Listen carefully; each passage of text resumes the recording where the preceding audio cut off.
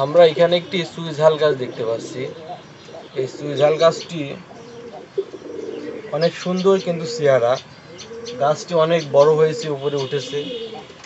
আমরা তো এতদিন জানি যে চুইঝাল মাংসর ভিতর দিয়ে রান্না করে খেলে মাংসের টেস্ট ভালো হয়। তাছাড়া চুইঝালে কিন্তু অনেক ওষুধি গুণাগুণ আছে। এ সম্বন্ধে কিন্তু আমরা সবাই অবগত। আমরা কিন্তু অনেকে জানি না বিষয়টা। এই চুইঝাল শুধু মাংসর ভিতর দিয়ে রান্না করলে টেস্ট হয় তা না, এতে কিন্তু অ্যান্টিঅক্সিডেন্ট বা ভিটামিন সি জাতীয় উপাদান থাকে, যা আপনার শরীরের অনেক রোগবালা থেকে আপনাকে কিন্তু রেহাই দেবে যদি আপনি চুইঝাল খান নিয়মিত।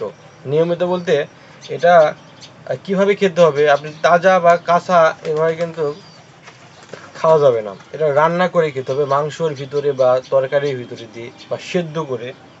এই ছোটো ছোটো টুকরো করে আপনি গরম পানি দিয়ে এটা যদি চাবিয়ে চাবিয়ে খান, এই শক্তগুলো, এখানে যে শক্তগুলো হয়ে গিয়েছে এই শক্তগুলো খেতে হবে, কিন্তু এরকম নরম তা না। আর তাছাড়া আপনার সর্দি কাশি কণ্ঠকাঠিন্য কিন্তু এটা দূর হয়।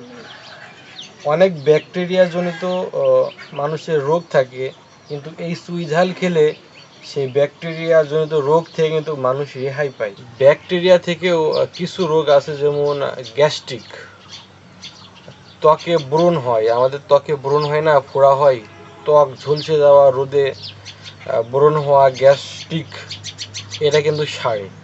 আপনি যদি এই চুইঝালের রস করে যদি আপনার ত্বকে দেন, আপনার ত্বক কিন্তু উজ্জ্বল হবে। বিশেষ করে যাদের অতিরিক্ত মুখে ফোড়া আছে, এই ফোড়া সারার জন্য এই চুইঝাল কিন্তু অতি গুরুত্বপূর্ণ একটি ওষুধ। যাদের মানসিক চাপ আছে, মাথা ব্যথা করে, মানসিক টেনশন, আপনারা কিন্তু এই চুইঝালের রস খাবেন। বিশেষ করে চুইঝাল, ওই যে তুলসী পাতা, এগুলো খেলে কিন্তু অনেকটাই উপকার আসে।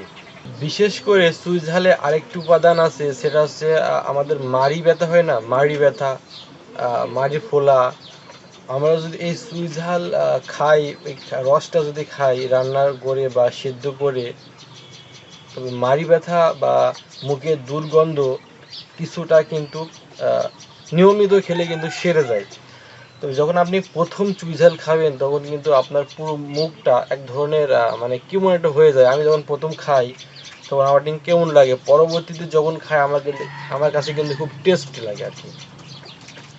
আপনারাও ট্রাই করতে পারেন। আপনাদের মুখ ব্যথা, মুখের দুর্গন্ধ, অতিরিক্ত দুর্গন্ধ যদি থাকে, মাড়ি ফোলা, এবার ব্যাকটেরিয়া জনিত কোনো আঘাত, শরীরে যদি কোনো পচন থাকে, তাও কিন্তু আপনি এটা রস দিতে পারেন।